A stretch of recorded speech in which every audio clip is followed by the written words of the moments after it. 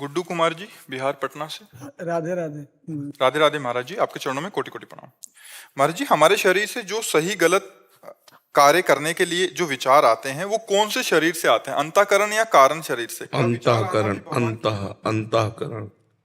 विचार करने की सामर्थ्य बुद्धि में है। जो विचार क्रिया में उतरता है वो संकल्प मन में है, और जो क्रिया करने का अहंकार है वो अहम में है कि मैं करता हूं, और जो उस क्रिया का चिंतन होता है वो चित्त में। चारों एक साथ कार्यरत रहते हैं, मन, बुद्धि, चित्त, अहंकार। ये अंतःकरण चतुष्टय चार कहा गया है पर एक ही है। निश्चय करने के कारण विचार का, बुद्धि, क्रिया में उतारने का संकल्प, क्रिया का चिंतन चित्त, और क्रिया स्वीकृति अहंकार। ये चारों बातें अंतःकरण में होती हैं। और अंतःकरण में जिसके नाम चलता होता है उसका विचार शुद्ध होता है, नहीं तो बुद्धि अशुद्ध विचार करती रहती है, वो कभी शुद्ध विचार नहीं कर सकती। समझ पा रहे हो आप जी? महाराज जी, इनका एक और प्रश्न है कि महाराज जी, जितनी आप सत्संग करते हैं, श्री जी एवं गुरु के प्रति अनन्य आश्रित प्रेम भावना बात भी होती है उसमें, उतना हमसे अभी बन नहीं पा रहा, जबकि आपका दिया हुआ राधा नाम निरंतर जप करने का क्योंकि अभी आपका लक्ष्य नहीं बना है।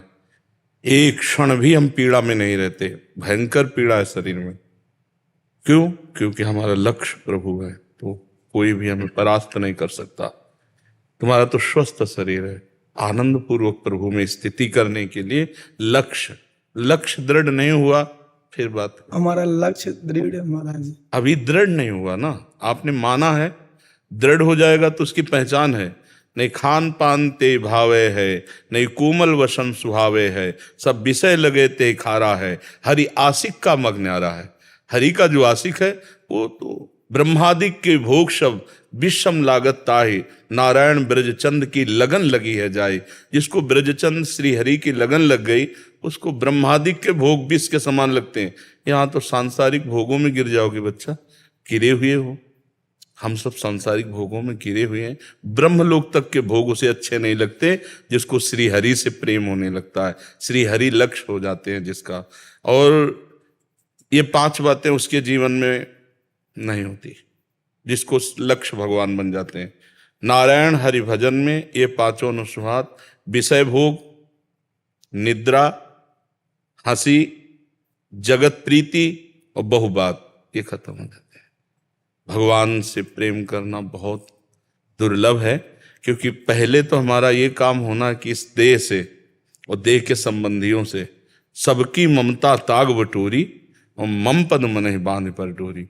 सबकी ममता बटोर कर भगवान के चरणों में, एकमात्र भगवान, तब बात बनती है।